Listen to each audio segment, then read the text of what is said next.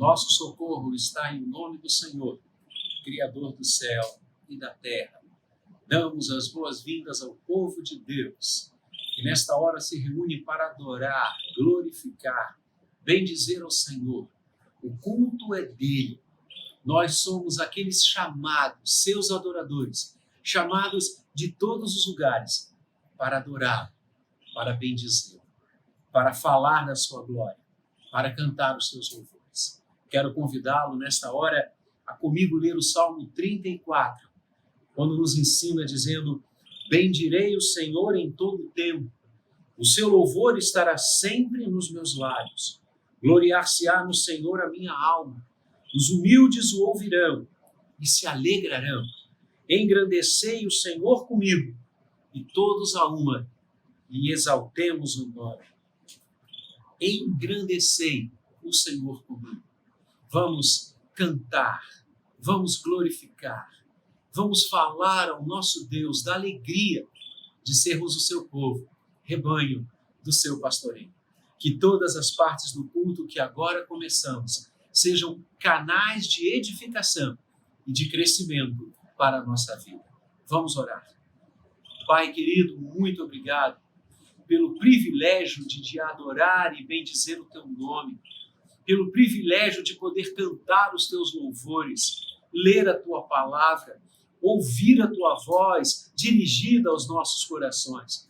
Que bênção, Senhor, poder estar aqui adorando o teu nome com tantos irmãos, bendizendo a tua glória com aqueles que foram remidos e comprados pelo sangue do Senhor Jesus. Pai, aceita o culto que ora te prestamos. Aceita a nossa adoração, que ela suba à tua presença com um aroma suave e receba do Senhor a bênção da vida. Ó Deus, enriquece a vida de todos nós, pois dependemos de ti. E a riqueza que buscamos não é ouro, não é prata, é a tua presença conosco, ó Deus querido. Pai amado, em nome de Jesus, nós te bendizemos. Em nome de Jesus, nós te adoramos. Em nome de Jesus, nós te glorificamos. Por ele oramos. Amém e amém. Deus abençoe sua vida. Vamos adorar e glorificar ao Deus Pai, ao Deus Filho, ao Deus Espírito Santo. O Deus que está sentado no alto e sublime trono nos dá o privilégio de cantar para Ele. E eu convido você a, junto conosco, exaltar o nome do nosso Senhor nessa canção tão maravilhosa. Que você derrame o seu coração para Ele nesse momento.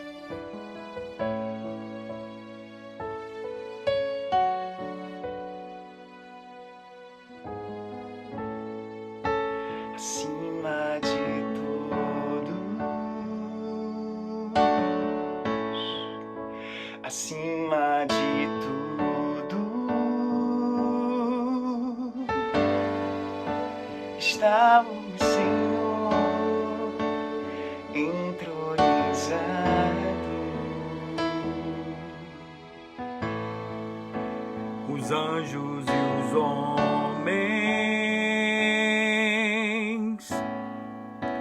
os céus e a terra, montanhas e mares declaram quem tu és.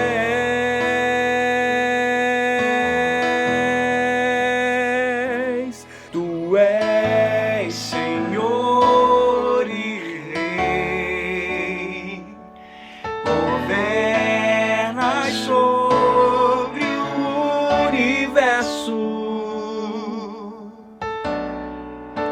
justo e fiel,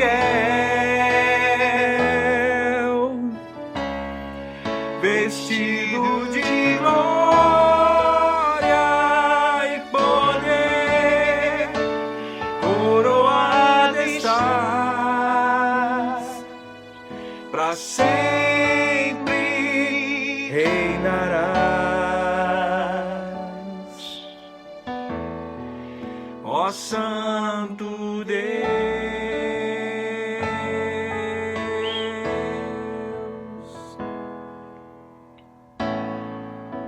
acima de todos, acima de tudo,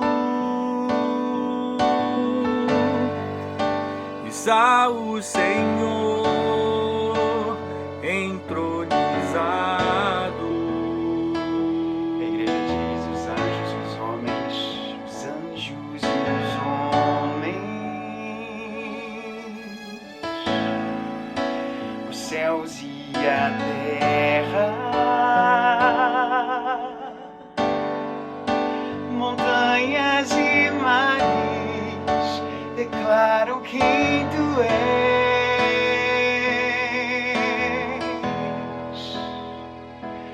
Tu és Senhor e Rei, governas sobre o universo, justo e fiel, vestido de glória e poder, coroado estás, para sempre reinarás, prostrados aos teus pés, erguemos o teu santo nome em adoração.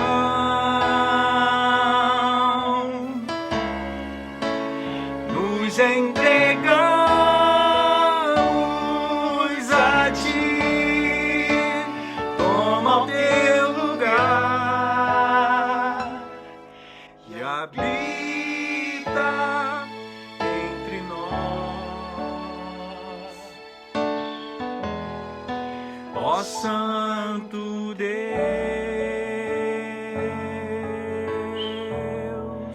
ó Santo Deus,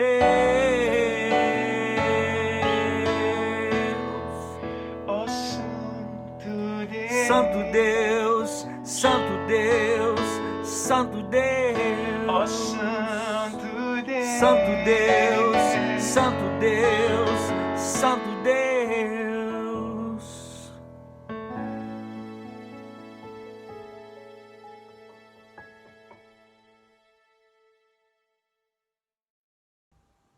A graça e a paz do nosso Senhor Jesus, amados irmãos, Deus abençoe muito a vida da nossa amada igreja, Igreja Presbiteriana do Jardim Guanabara. Chegamos agora ao momento do nosso culto, o momento de contrição, onde confessamos ao Senhor os nossos pecados, mas também, como filhos, chegamos diante dele na certeza de que ele nos abençoa com a sua misericórdia e com o seu perdão. E para a reflexão nesse momento, eu quero lhe convidar a abrir a sua Bíblia no livro do profeta Isaías, no capítulo 57, nós leremos do versículo 14 até o versículo 19. Isaías 57, de 14 a 19, diz assim a palavra do Senhor.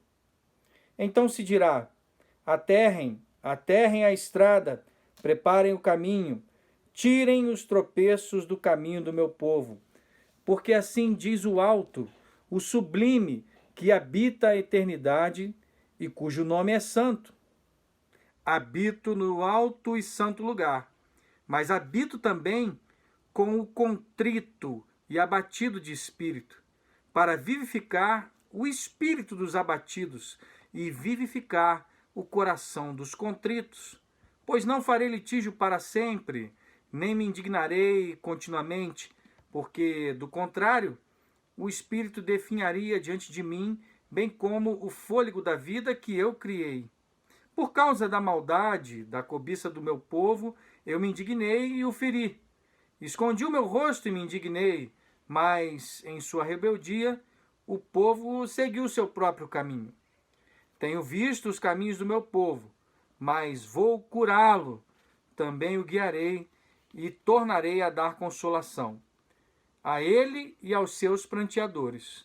Como fruto dos seus lábios, criei a paz.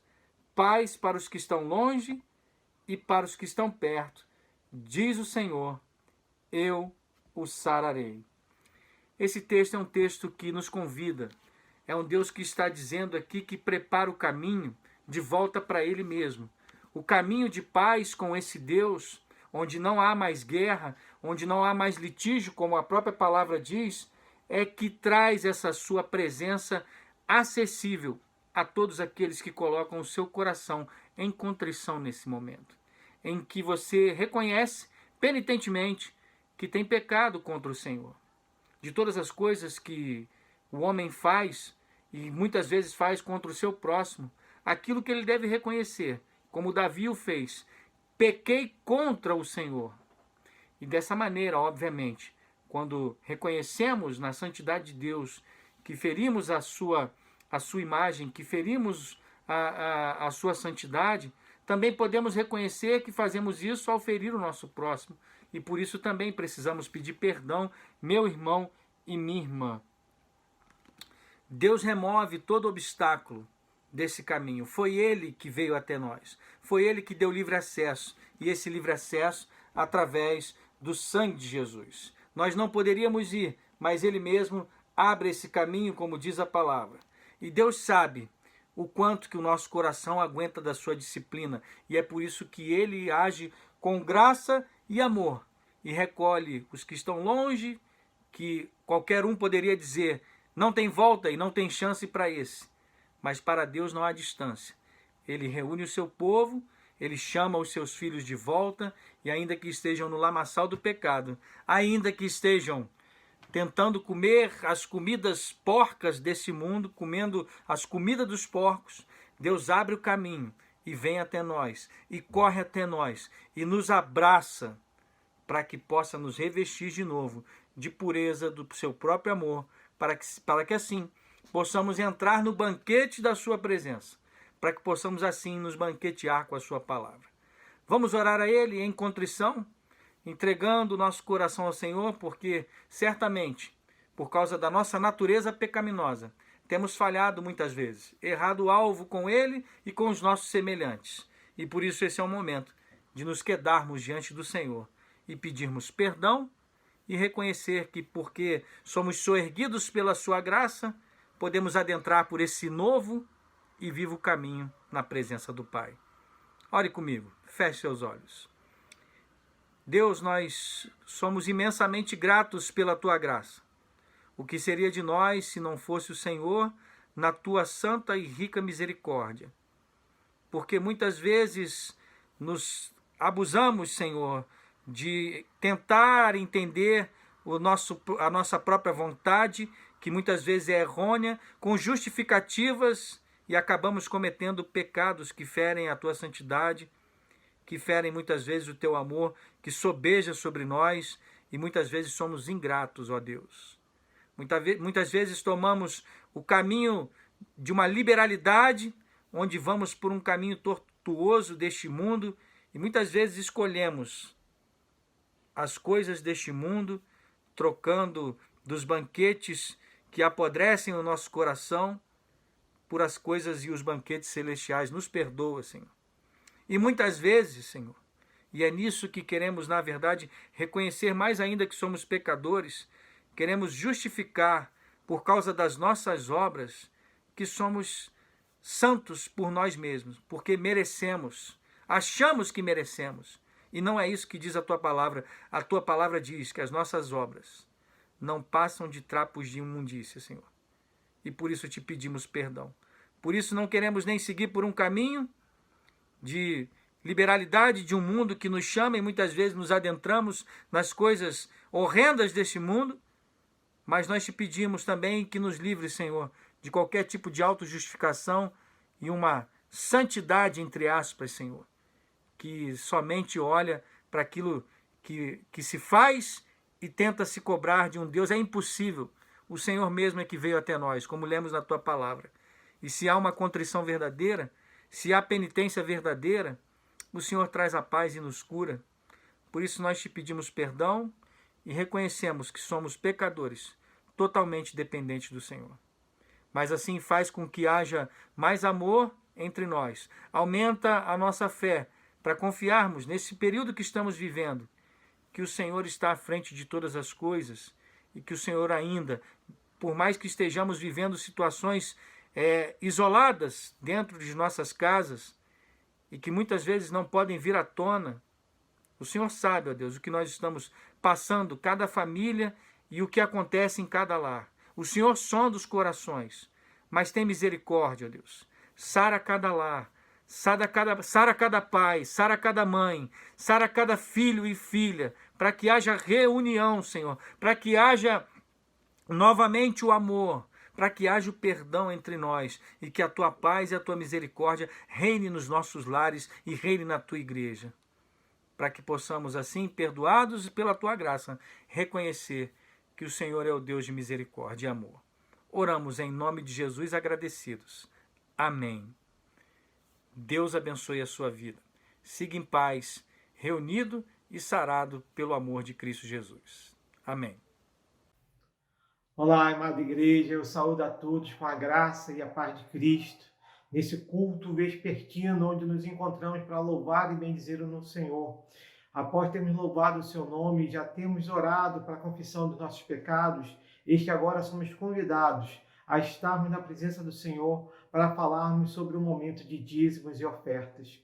E eu convido a amada igreja, a quem eu quero manifestar a minha saudade imensa que está no meu coração de todos vocês, e desejar a cada um de vocês, visitante que hoje estão conosco aqui assistindo esse culto, tenha vindo por um link, convidado, tenha nos achado na internet, que esse é um momento para a igreja. Sinta-se à vontade para poder participar ou não, conforme o seu coração decidir. E eu convido a amada igreja nesse momento a abrir a palavra do Senhor no livro de Êxodo, no capítulo 36, onde leremos do versículo de número 2 ao versículo de número 7. Diz assim a palavra do Senhor: Moisés chamou a Bezalel e a Oholiabe e a todo homem hábil em cujo coração o Senhor tinha posto sabedoria, isto é, a todo homem cujo coração o impeliu a se chegar à obra para fazê-la. Estes receberam de Moisés todas as ofertas que os filhos de Israel haviam trazido para a obra do serviço do santuário, para fazê-la. E ainda, cada manhã, o povo trazia a Moisés ofertas voluntárias. Então, deixando cada um a obra que fazia, vieram todos os homens sábios que se ocupavam em toda a obra do santuário e disseram a Moisés: o povo traz muito mais do que é necessário para o serviço da obra que o Senhor ordenou se fizesse. Então ordenou Moisés, e a ordem foi proclamada no arraial, dizendo: nenhum homem ou mulher faça mais obra alguma para a oferta do santuário. Assim, o povo foi proibido de trazer mais, porque o material que tinham era suficiente para toda a obra que se devia fazer e ainda sobejava. Essa é a palavra do Senhor que vai nos conduzir nesse momento. Este é um momento ímpar na vida do povo de Israel. O povo de Israel, que até então era escravo, se encontrava escravizado no Egito, este agora foi tirado com mão forte do Senhor e se encontrava no deserto.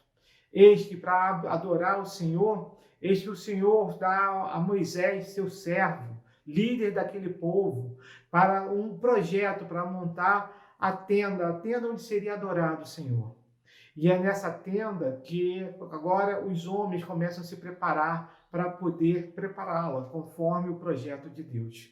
E aí Deus separa esses dois homens, Bezaleel e Oholiabe, para poder fazer essa obra, dando dons a ele para que pudessem fazer todo o projeto que Deus fez, seja trabalho de ourives, seja trabalho com outros tipos de metais, para poder cobrir a madeira, para poder preparar as cortinas que estariam em volta da tenda da consagração. E é nessa tenda, e através desse material, que Moisés conclama o povo a agora trazer ofertas para que essa obra pudesse ser feita. E eis que o povo a cada dia trazia mais ofertas voluntárias, a ponto que aqueles homens que foram separados por Deus para fazer a sua obra, aquela obra que ali estava sendo preparada, pedem a Moisés que o povo não traga mais nada, porque aquilo que foi trago como oferta voluntária era mais suficiente era mais do que suficiente para fazer a obra necessária. Eis que nesse momento somos também conclamados, chamados pelo Espírito Santo a participarmos de uma grande obra. Eis que nesse momento a igreja tem nas suas obrigações já assumidas com o tempo, com aqueles que fazem o serviço dentro dessa casa, para poder estar pagando, né, os seus valores, aquilo que é devido.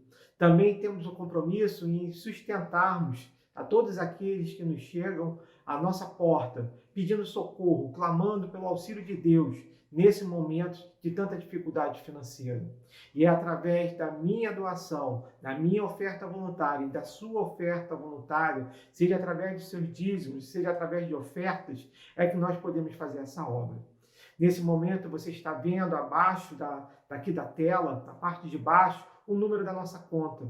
E também no canto superior esquerdo da sua tela, você também está vendo um QR Code que você pode apontar o seu celular e terá acesso também aos dados bancários da igreja. Entenda que para nós, como povo de Deus, entendemos que tudo aquilo que o povo trouxe no deserto, como aquilo que nós podemos trazer à casa do Senhor nos dias de hoje, só podemos fazer porque o Senhor nos deu primeiro.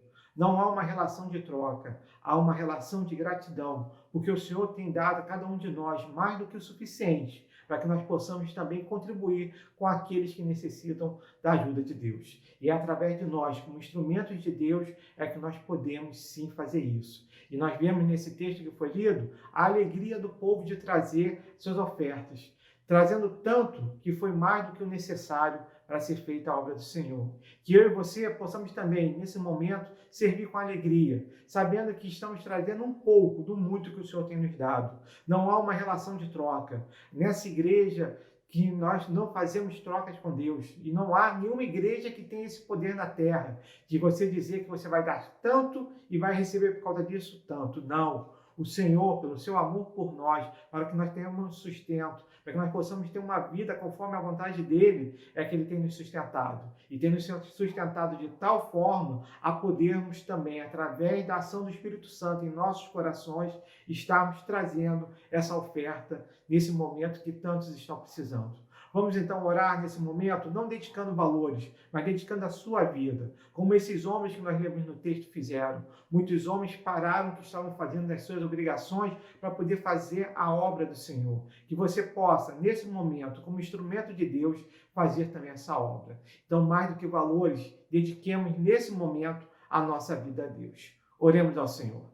Santo Deus e eterno Pai, eis que a tua igreja aqui reunida em culto se coloca agora na tua presença para primeiramente te agradecer. Agradecer, Senhor, porque sabemos do sacrifício de Cristo Jesus por nós naquela cruz.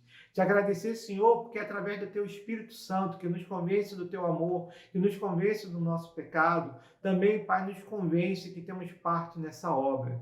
Eis, Senhor, que através do teu Espírito Santo nos colocamos nas tuas mãos, ó Pai Celeste, Criador dos céus e da terra, para podermos ser instrumentos das tuas bênçãos, para que as tuas bênçãos possam chegar, Senhor, até aqueles que hoje necessitam. Senhor, que cada um que recebeu uma cesta básica, saiba, Senhor, que foi a tua mão poderosa que agiu, nos convencendo para que possamos fazer doações voluntárias, Senhor, trazer voluntariamente os nossos dízimos e as nossas ofertas, para que possamos servir através desses valores a tua obra.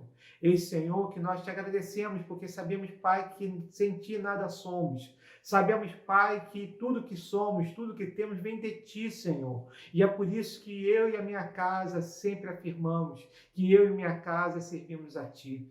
Por isso, Senhor, eis que cada uma dessas pessoas que agora ouvem, Senhor, que tem sido dizimistas fiéis, que sentiram a vontade no coração nesse momento de fazer uma oferta voluntária, Senhor. Eis que esses são os teus servos, que aqui se colocam nas tuas mãos, porque sabemos que tudo que temos vem das tuas mãos. E é por isso que nós podemos te agradecer.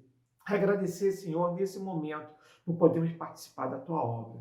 Pai, mais do que valores, Pai, nós dedicamos as nossas vidas a ti. Toma-nos, Senhor, e usa-nos conforme a tua vontade. Mostra-nos, Senhor, a obra que tu queres que nós façamos. Que mais do que o dízimo dos nossos salários, daquilo que nós podemos ganhar, Pai, financeiramente, nós possamos colocar as nossas vidas nas Tuas mãos como oferta agradável a Ti, Senhor. Usa-nos grandemente para que possamos fazer a Tua obra. Guia-nos através do Teu Espírito Santo. É o que nós te pedimos e agradecemos desde já, fiados no nome santo do Teu Filho Jesus. Amém. Que Deus esteja abençoando grandemente a sua vida, meu amado irmão, minha amada irmã, amado visitante. Deus abençoe a todos.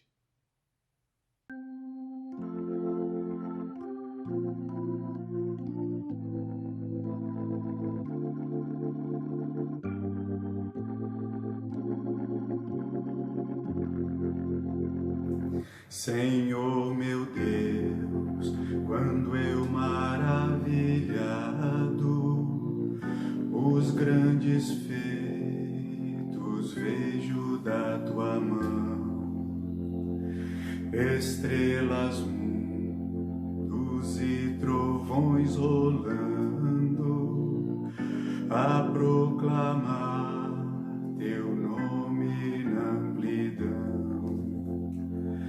Canta minha alma então a ti, Senhor, grandioso és tu, grandioso és tu. Canta minha alma então a ti, Senhor,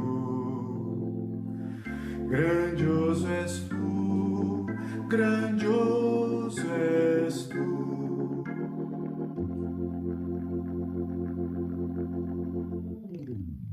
Quando atravesso bosques e florestas, ouvindo a brisa, pássaros cantar, ou vejo além montanhas altaneiras, o teu poder e glória proclamar.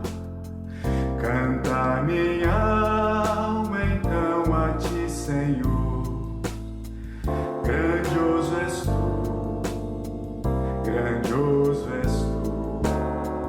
Canta minha alma então a ti, Senhor, grandioso és tu, grandioso és tu. Quando percebo que na cruz maldita, por teu amor, Jesus morreu por mim e me livrou do jugo do pecado, ali vertendo sangue carmesim. Canta minha alma então a ti, Senhor, grandioso és tu, grandioso és tu. Canta minha alma então a ti, Senhor, grandioso és tu, grandioso és tu. Quando afinal em resplendor e glória Jesus abrir as portas da mansão, eu hei de estar de joelhos entre os santos, na mais humilde e vera adoração, e então cantar eternamente ali, grandioso és tu, grandioso és tu. Então cantar eternamente ali, grandioso és tu, grandioso és tu.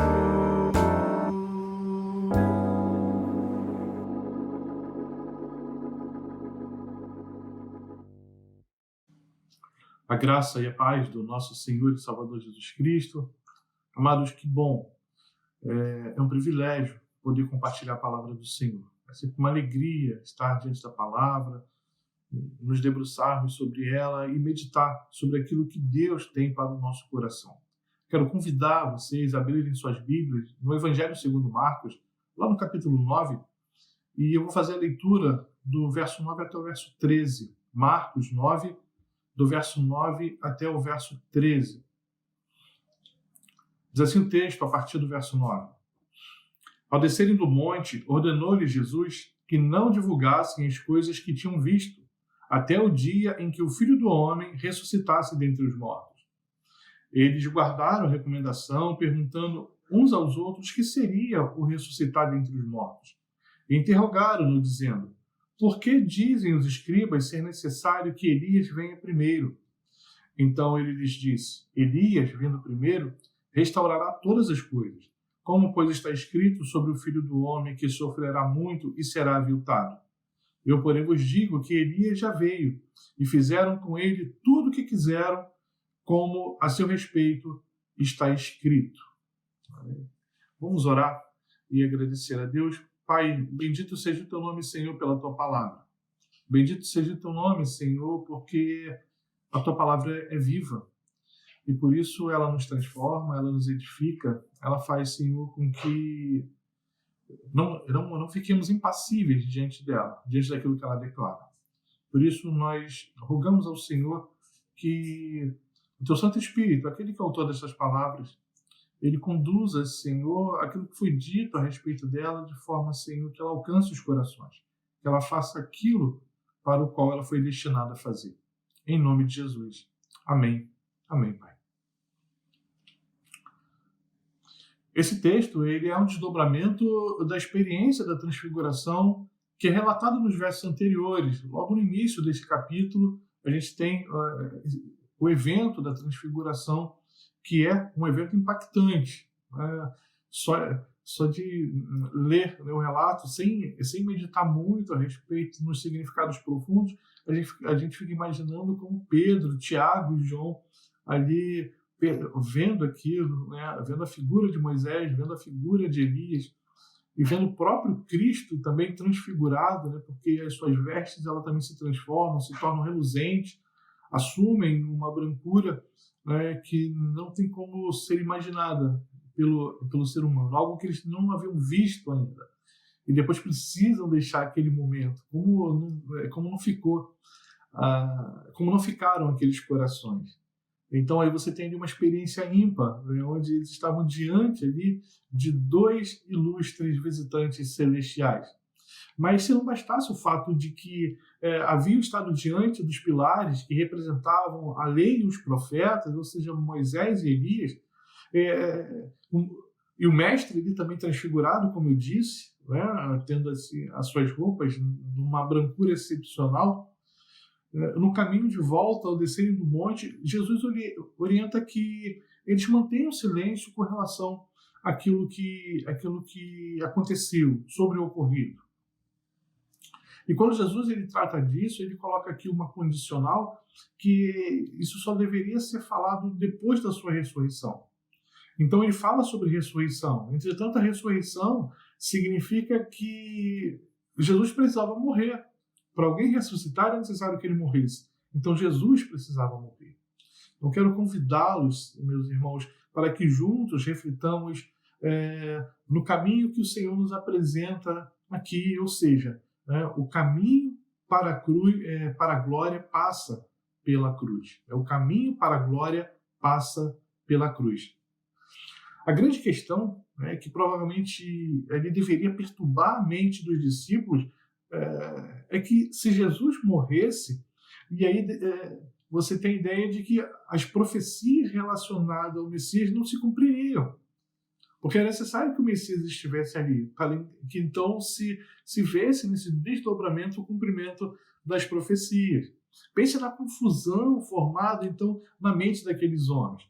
Eles levaram parte da sua vida ouvindo dos escribas, eles falando dessas profecias, falando sobre a vinda do Messias, como, por exemplo, o relato de Malaquias, lá no capítulo 4, no verso 5 e 6, que diz assim: eis que vos enviarei o profeta Elias, antes que venha o grande e terrível dia do Senhor.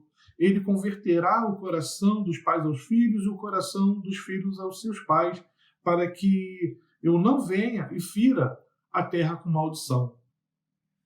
Então percebam, O profeta Elias ainda não havia aparecido, segundo o entendimento deles. Mas, por outro lado, o Messias, sim, ele já estava entre eles. O Messias iria logo morrer. Ou seja, Elias não veio, o Messias veio, mas já ia embora. O que será agora dos planos messiânicos? O que será agora daquilo que Deus planejou e tem revelado de forma progressiva àquele povo sobre esses eventos? Jesus disse a eles que eles estavam corretos com relação à vida do Elias. Realmente esse era o entendimento. E que, de fato, ele precederia o Messias. Contudo, Jesus ele acrescenta aqui a informação de que Elias já veio. E ele está se referindo a João Batista. A informação de Jesus cria ainda um outro problema. Pois ainda que aceitassem a vinda de Elias, ou seja, que de fato ele já tenha vindo, acatando aí com exatidão aquilo que os escribas estavam ensinando, que esse Elias precederia Jesus. Como conciliar agora a ideia, de um Messias sofredor e morto? Como será isso? Que resgate é esse? Que salvação é essa? Que aquele que deveria nos salvar vem e depois morre. Há toda uma frustração em torno disso. Eu lembro sempre a história de Albert Schweitzer, pastor e médico alemão. Ele acaba abandonando a medicina, ele acaba abandonando o pastorado e se dedicando à medicina porque ele olha para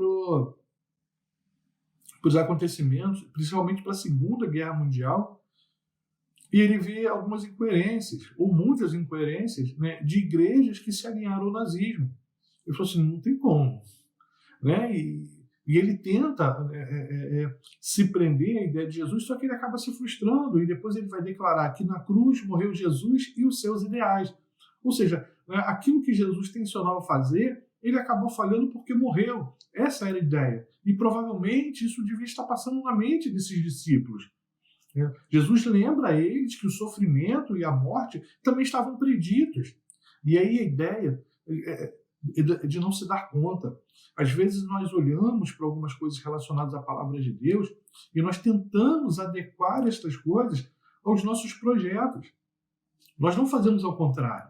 Nós não pegamos os nossos projetos para adequar à vontade de Deus, mas nós buscamos aplicar as coisas de Deus aos nossos projetos. Tem que funcionar porque eu sou servo de Deus. Tem que funcionar porque eu orei por isso. Tem que funcionar porque é só vitória, é uma expressão muito usada hoje, é só vitória. Então você tem aí uma ideia de um triunfalismo que está relacionado ao pertencimento a Deus. E quando você se depara com a relação de sofrimento e morte, alguém vai falar assim, tem alguma coisa errada. Tem alguma coisa errada, não pode ser assim.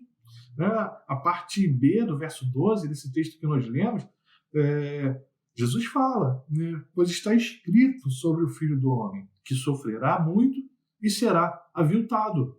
Estava escrito. Deus falou assim, estava escrito, vocês não perceberam, mas estava escrito. As predições com respeito ao Messias eram muito claras. Eram muito claras. E elas vão se tornando mais claras a partir do momento que o tempo vai avançando. No período interbíblico, então, seguiu um vulto grande.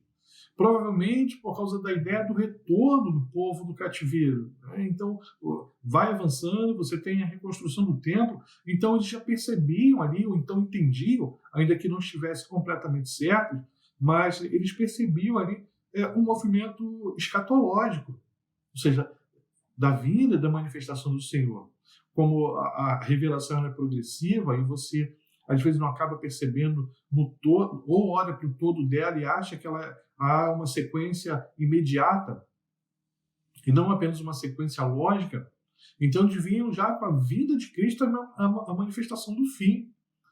Então, ou seja, esse aqui vai acabar, esse sofrimento vai acabar. Aquele que vai se assentar no trono de Israel está vindo, ou veio. Agora os romanos estão enrolados, agora eu quero ver o que os romanos vão fazer, porque agora chegou a nossa vez. Porque acabou aquela miséria, acabou aquela perseguição, acabou aquela humilhação. Acabou a gente ter que ficar se submetendo a leis que depõem contra a nossa religião. Mas Jesus vem e morre. Jesus vem e fala que vai morrer. Ou seja, estava indo por água abaixo aquilo que eles sonhavam, aquilo que eles pensavam. Porque eles não conseguiam ver além daquilo que se projetava ali. Eles olhavam apenas para os planos deles, falando, mas eu planejei isso, mas eu tenho esse projeto, isso tudo vai ser frustrado. Portanto, a predição a respeito do Messias era muito clara. Jesus ele conclui a sua resposta com o verso 13. Ele vai dizer, eu porém vos digo que Elias já veio, e fizeram com ele tudo o que quiseram, como a seu respeito está escrito. O relato desse evento aqui registrado pelo evangelista Mateus amplia ainda mais esse quadro. Olha só o que diz Mateus lá no verso 17, capítulo 17, versos 12 e 13. Diz assim, eu porém vos declaro que Elias já veio. E é um relato muito próximo, diz respeito ao mesmo evento, né? Mas eu estou dizendo assim, a utilização das palavras é muito próxima. Elias já veio e não reconheceram. Antes fizeram com ele tudo o que quiseram. Assim também o Filho do Homem há de padecer nas mãos dele.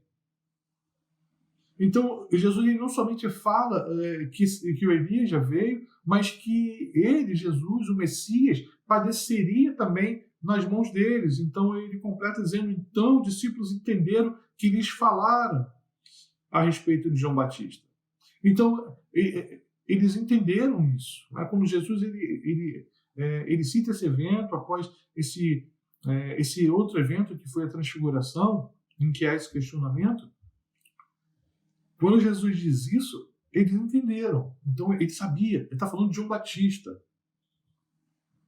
Nesse momento que os discípulos eles percebem as nuances proféticas, onde a predição quanto à vinda de Elias, que precederia o Messias, estão relacionados a uma tipologia e não à ressurreição, e não à reencarnação do profeta. E a forma como Jesus expõe essa predição indica que a seriedade com a qual ela deveria ser considerada. A pregação de João Batista não foi levada a sério. Ela não foi levada a sério. Muito provavelmente aquilo que havia sido idealizado com respeito ao Messias não contemplava alguém que fosse aparentemente fraco, que não pudesse promover a libertação tão esperada, que tivesse uma aparência que não tivesse formosura. Como pode ser esse o rei? Como pode ser esse aquele que vai nos libertar do jugo romano? Eles sofriam, então, com a falta de uma liderança que fosse politicamente independente. E isso, provavelmente, os magoava muito. Isso marcava o povo de Israel.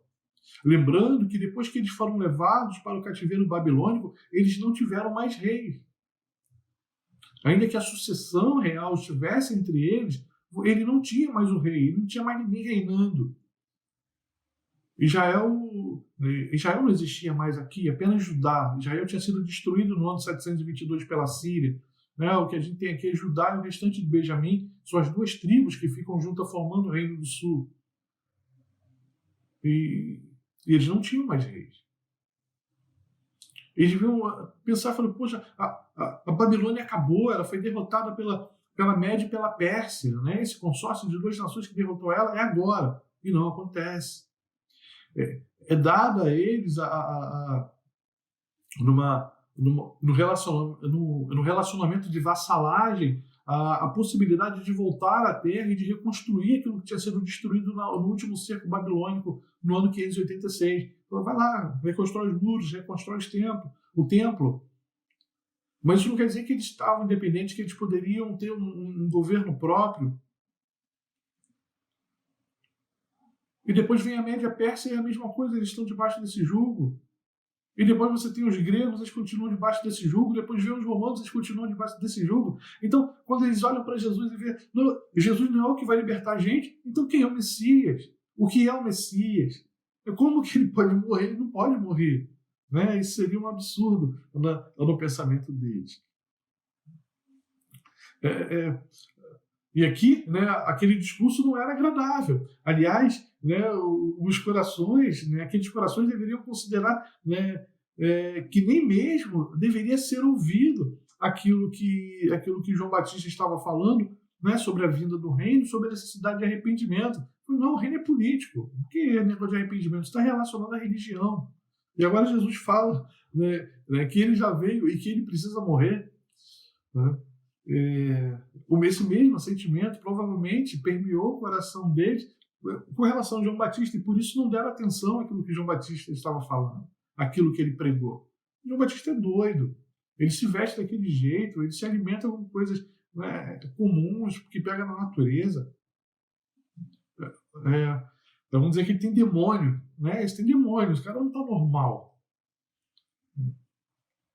Talvez de alguma forma possamos sofrer com o mesmo mal. Talvez a gente sofra assim. Talvez tenhamos dificuldade de identificarmos sinais, porque os sinais muitas vezes não contemplam os nossos projetos, os meus ideais, aquilo que eu tenho sonhado sobre o meu futuro. Talvez eu tenha me acostumado tanto àquilo que é terreno que eu tenho progressivamente desprezado a percepção do céu. Os discípulos eram o retrato daquela geração. Falharam porque não reconheceram o cumprimento da profecia, né? Que está lá em Mateus 11. Jesus ele diz lá nos versos 16 a 18. Ele vai dizer assim: mas a quem hei de comparar esta geração? É semelhante a meninos que sentados nas praças gritam aos companheiros: nós vos tocamos flauta e não dançaste. Entoamos lamentações e não pranteastes. Pois veio João que não comia nem bebia, e dizem: tem demônio. Eles não perceberam aquilo. Jesus usa aqui uma expressão que provavelmente era comum entre eles, dizendo: nós tocamos flautas e vocês não dançaram. Nós falamos, né, de lamentações e vocês não choraram. Vocês não perceberam a mensagem. Vocês não entenderam aquilo que estava sendo dito. Vocês estavam olhando para a forma, para a estética, vocês não estavam olhando para o conteúdo. O vislumbre apenas daquilo que é terreno pode ter levado aqueles homens a olharem para João Batista como quem olha para um hippie. Não para alguém que traz a realidade do arrependimento, anunciando ali a vinda do reino e, portanto, posto como sinal do advento messiânico. Muitos não fariam diferente, olhando também para Cristo e vendo ali no Senhor, né, de todas as coisas, Senhor do universo, e olhar para ele e ver apenas um andrajoso, alguém maltrapilho. E por isso, alguém incapaz de sentar no trono de Israel, de ser aquele que realmente os libertaria, daria a eles autonomia política, eles voltariam a ser a nação que eles eram. Essa mesma combinação levou João Batista à morte. E estava prestes também a vitimar Jesus. Nenhum dos dois foram aceitos. Nem João, nem Jesus. Ambos foram tratados com desprezo. Ambos foram desprezados. O que constava na Escritura precisava ser recebido como planejado divinamente. E nesse caso aqui, a consciência desses fatos precisava conduzir aqueles homens a um conforto pleno. E não deve ser diferente conosco. Hoje, quando a gente olha para todas as coisas, nós precisamos crer que todas elas estão sendo encadeadas porque elas estão dentro de um plano. Deus ele não trabalha com plano B. Ele não olha, isso é uma ideia do teísmo aberto, né? Mas nós não somos teístas abertos. Nós não cremos que Deus abre mão do futuro por causa da liberdade que ele nos concede, pelo contrário. Ele escreve a história. Ele escreve cada um dos nossos dias. Quando nós lembramos, né, de comemorar o nosso aniversário, e às vezes a gente usa o texto onde se diz que a gente deve aprender a contar os nossos dias para que nós alcancemos o coração sábio. Esse texto está dizendo o seguinte: nós precisamos avaliar em todos os nossos dias a manifestação de Deus, o controle dele, o governo dele sobre todas as coisas. Então, quando eu acordo, Deus está controlando esse meu acordar. Aliás, foi ele que na noite anterior já determinou isso. E assim vai ser o meu deitar. E assim vai ser todas as coisas que eu vou fazer durante o dia. Deus encadeia todas as coisas, seja por meios sobrenaturais, seja por meios providenciais, para que aquilo que ele tem planejado dentro da soberania dele aconteça sem que haja nenhum tipo de frustração. Então, Deus não planeja o negócio e fala, caramba, o diabo botou a mão aqui, atrapalhou tudo, vou ter que replanejar isso. Isso não acontece. Isso não acontece porque o homem resiste a alguma coisa de Deus. Porque aquilo que Deus determinou fazer na tua vida, meu irmão, ele vai fazer. E isso é uma garantia. Isso precisa nos conduzir a momentos em que nós somos confrontados com a realidade presente, por exemplo, em que, às vezes, a gente tem os acontecimentos e é necessário que nós sejamos responsáveis, né, naquilo que cabe a nós, mas, acima de tudo, nós precisamos olhar, né, que ninguém morre antes da hora, nem depois da hora. Só na hora. E essa hora já está especificada por Deus. Então, isso precisa nos confortar. Isso precisa nos dar a dimensão de que os nossos planos, os nossos projetos, todos eles estão sujeitos a Deus. Sujeitos aos planos de Deus. Deus não planejou algo a meu respeito e depois vai olhar e caramba, o Flávio pensou num negócio lá diferente, eu tinha planejado outra coisa aqui para ele, agora eu preciso sentar e replanejar tudo de novo. Ah, Flávio, não tem jeito. Isso não acontece. O que Jesus está trazendo para eles é a garantia de um planejamento que vem antes da fundação do mundo e que vem no meio da história sendo revelado de forma progressiva, apontando sempre para a figura de Jesus. Eu não posso ler o Antigo Testamento sem olhar para Jesus. Eu preciso contemplar ele nos tipos, nas tipologias, nos acontecimentos análogos, como o do reino, por exemplo, como a entrada na Terra Prometida, como fazendo referência àquilo que Deus tem, né, de forma ampla, né, de forma irrestrita, de forma plena, destinado a nós.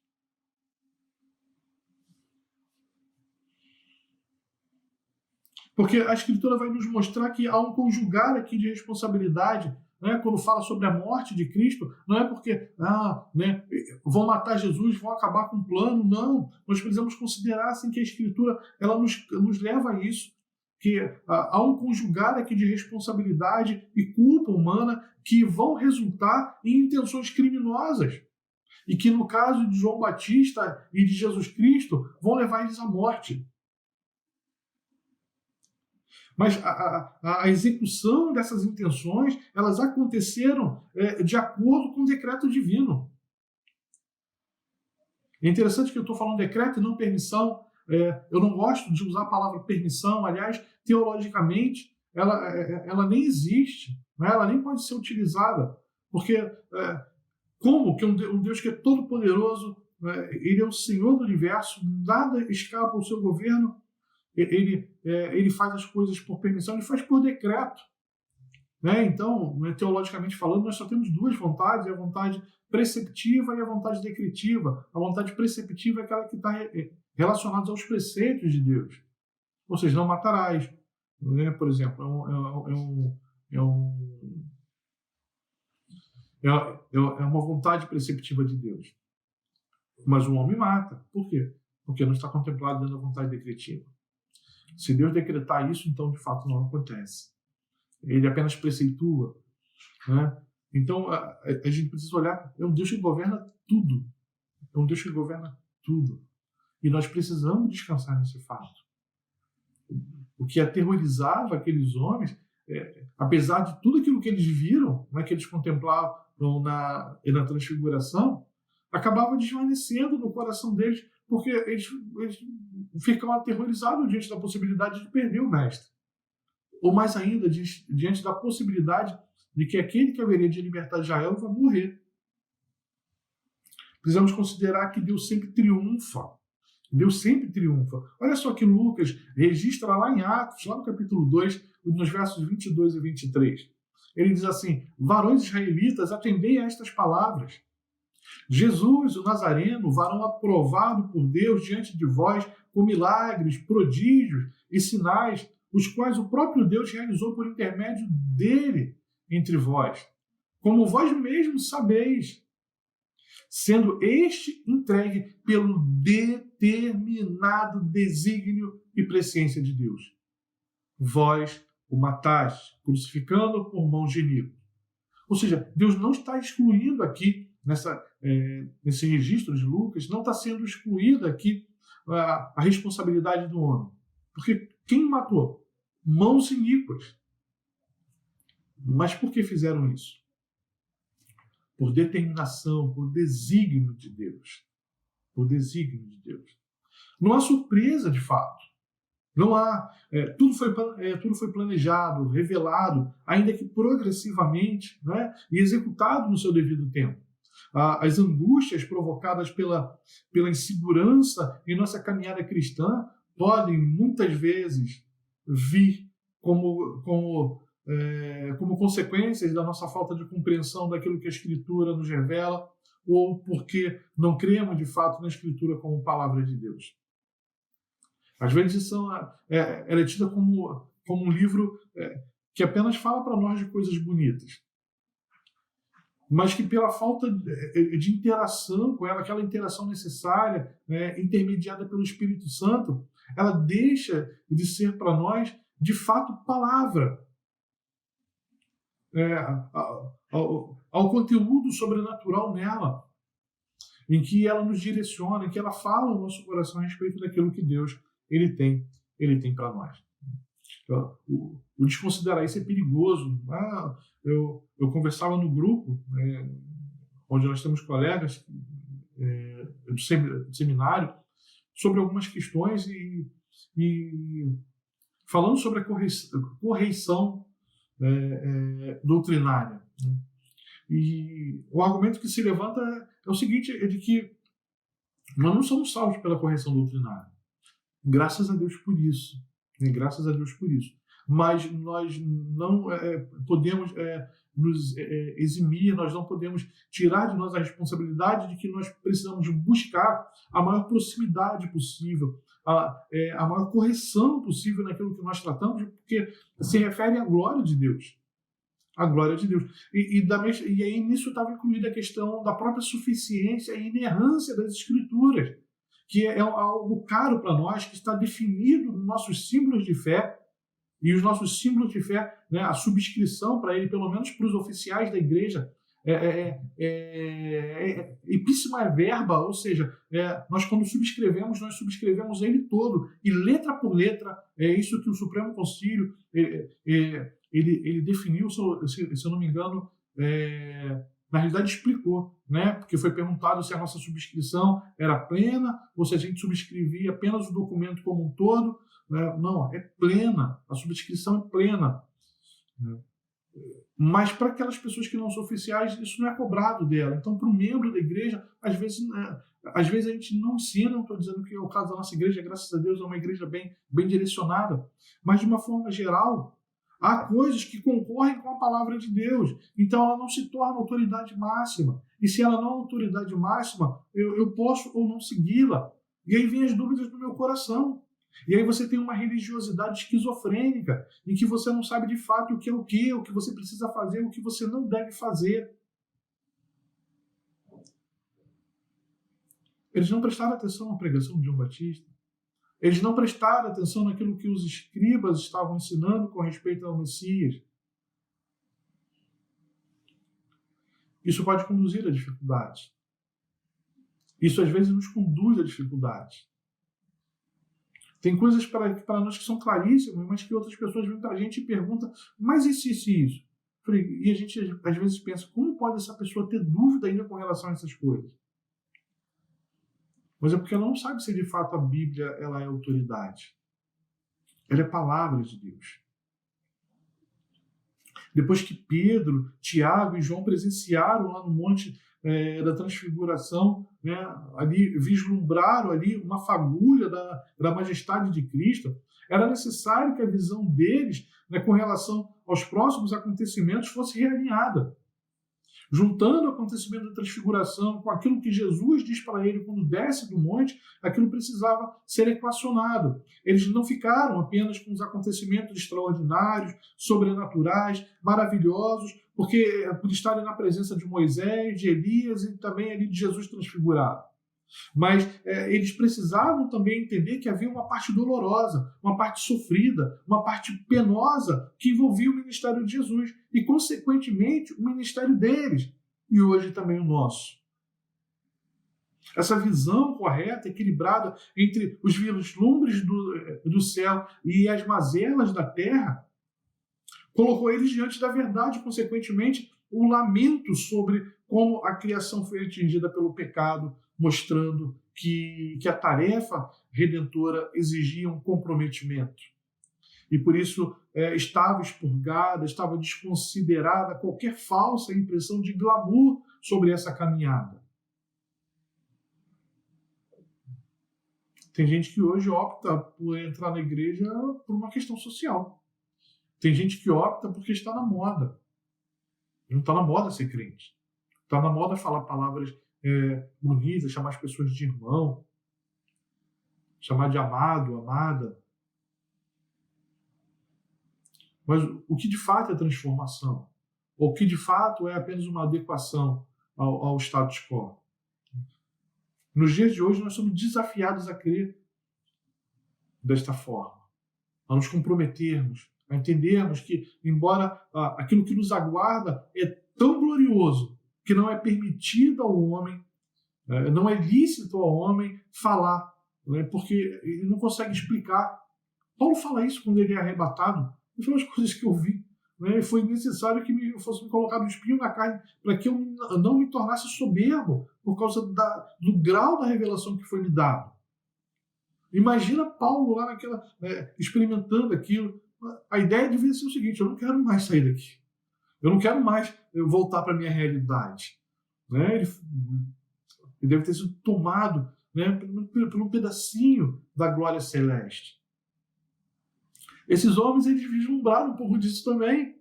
Não é como se um pedaço do céu tivesse descido ali, naquele lugar. Mas precisavam entender que, embora aquilo fosse muito gostoso, ainda tinha alguma coisa a ser feita. Há uma caminhada ali a ser percorrida. E que nessa caminhada você tinha a questão do sofrimento. E isso aponta diretamente para aquilo que Jesus haveria de sofrer. Tão necessário o sofrimento, senão não haveria redenção. Mas que também implicaria que nós, como seguidores de Cristo, chamados cristãos, experimentaríamos o sofrimento porque nós nos tornamos coparticipantes do sofrimento de Cristo.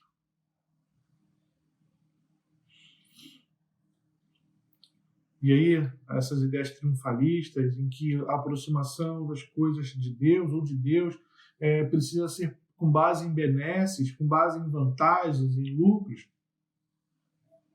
não funciona. Porque de maneira nenhuma suportam, concebem, aceitam a ideia de uma cruz. E aí você tem um cristianismo capenga. Está faltando uma parte. A ordem de silêncio de Jesus sobre esses últimos, que esses três homens presenciaram, estava condicionada ao acontecimento. O texto diz que ao descerem do monte, ordenou-lhe Jesus que não divulgassem as coisas que tinham visto, até o dia que o Filho do Homem ressuscitasse dentre os mortos. O verso 9 fala isso. E aqui me parece que temos uma vantagem sobre aqueles homens. Né? Há um risco em se conhecer uma história pela metade, porque você não sabe tudo, e às vezes você emite juízo de valor a respeito daquilo sem saber o todo. Mas nós hoje nós temos o todo. Nós não temos a plenitude, mas nós temos o todo daquela história ali. É preciso conhecer o todo. O ministério de Jesus não estava restrito a nascer e se tornar um milagreiro, alguém que realizava milagres. Ele foi seguido muitas vezes por causa disso. A ideia não era essa.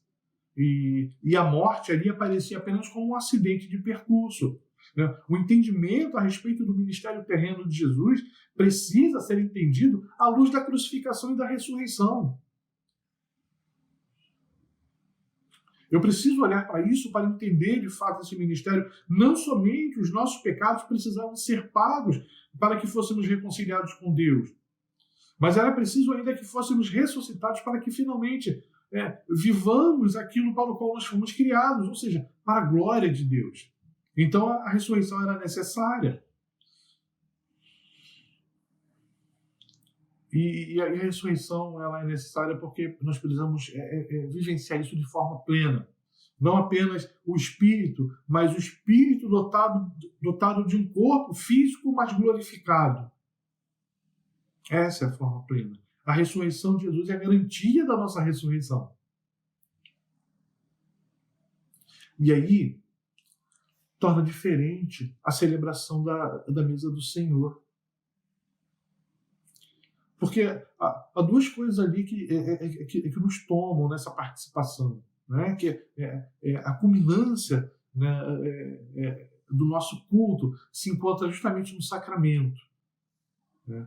Aliás, o sacramento é a palavra encenada. Né? O sacramento é a palavra encenada.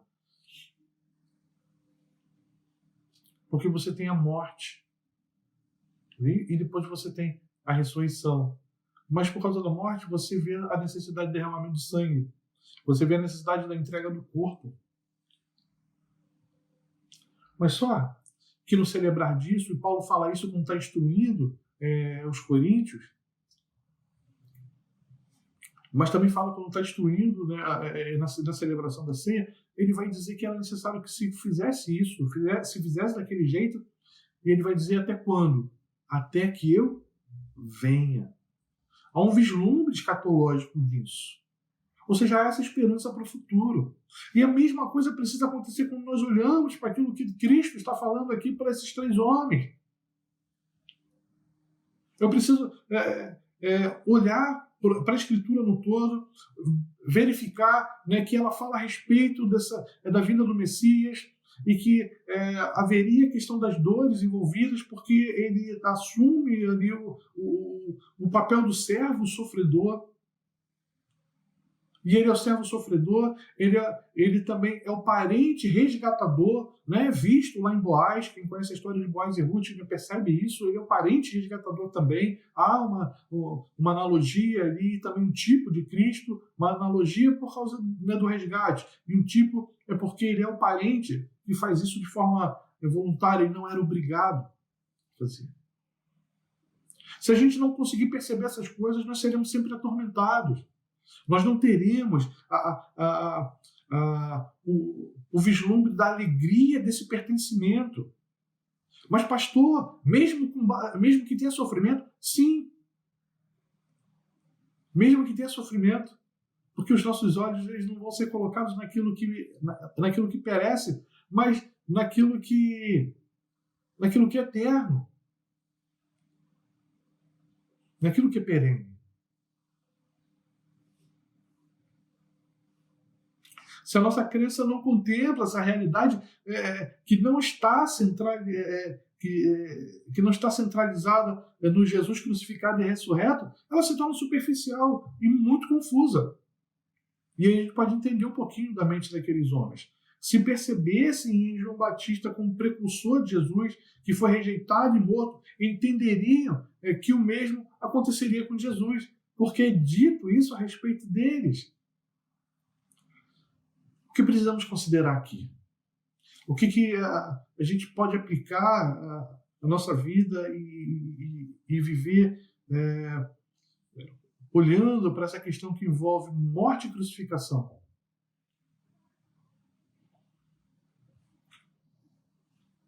Mas que aponta para aquele resgate tão necessário e perfeito executado por Jesus. Primeiro, nós precisamos atentar para a palavra de Deus. Nós precisamos ter o costume de ler a palavra de Deus, de refletir sobre essa palavra, porque às vezes falta isso para nós. Falta no homem, principalmente no homem ocidental ou no homem moderno, a preocupação com a reflexão. As coisas para nós são muito corridas e às vezes nós não nos damos o tempo de reflexão. Não apenas ler a palavra. Ler é muito bom, mas eu preciso refletir sobre ela. Ela fala comigo. É Deus falando comigo. Às vezes a gente fica querendo que os céus se abram e que venha uma voz lá de cima que fale diretamente para nós, mas não é assim que Deus ele se manifesta a nós. Ele fala conosco por meio da palavra, então nós precisamos atentar para a palavra. Ela precisa ser a nossa fonte de constante reflexão. Nós precisamos lê-la de forma redentiva. Nós precisamos encontrar nela a nossa realidade e a nossa história. Ela fala da nossa queda, mas ela fala também do plano redentor de Deus revelado progressivamente na história, que culmina aqui na terra na morte e ressurreição de Jesus. Segundo, Jesus ele ensina a Pedro, a Tiago, a João e também a nós que o sofrimento está presente nesta vida porque vivemos num mundo caído, manchado pelo pecado. Jesus ele sofreu e pode ser que também soframos, mas que precisamos olhar para aquilo que é maior. A gente não deve se ater apenas a um pedaço da história, mas buscar percebê-la de forma completa, contemplada em minúcias por Deus, não apenas no sentido do controle divino, mas no sentido de que o próprio Deus é quem constrói cada acontecimento na história. Isso nos deve levar a confiar e descansar nele. Talvez Jesus, tendo acabado de explicar aquilo que ele explicou, deve ter enchido o coração dos discípulos de conforto e consolo. Se não encheu naquele momento, vai encher depois, quando todas as coisas se cumprem, e eles vão olhar para trás para a história e vão perceber, olha, o que ele falou se cumpriu. Isso quer dizer que todas as coisas que ele disse, de fato, irão acontecer, porque foi ele quem disse. Terceiro, tratar da conversão. Jesus aponta que o caminho, né, para a glória passa pela cruz. Passa pela cruz. Não existe uma outra forma. É a ideia da porta estreita. Se não ficar claro, nós vamos ficar escandalizados. Vamos orar.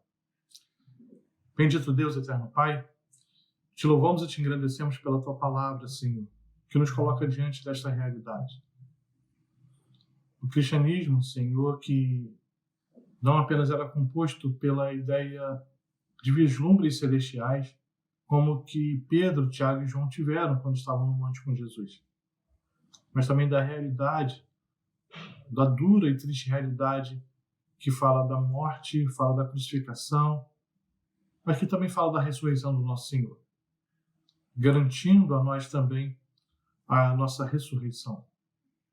Isso precisa estar no nosso coração, para que, vindo, Senhor, as perseguições, vindo as lutas, estando, Senhor, sob angústias, não venhamos a nos escandalizar, achando que as promessas de Deus falharam, de que Deus ele não olha por nós, mas de que essas coisas fazem parte da realidade terrena, porque nós vivemos num mundo manchado pelo pecado. Supre, Senhor, o coração dos teus filhos, preencha-nos, Senhor, com a certeza desta realidade revelada na tua palavra. Perdoa, Pai, os nossos pecados. Em nome de Jesus. Amém. Amém, Senhor. Queridos, recebei a bênção. Que a graça do nosso Senhor e Salvador Cristo Jesus, o amor bendito do nosso Pai e a ação transformadora do Espírito Santo estejam sobre todo o povo de Deus, hoje e para sempre. Amém. Amém.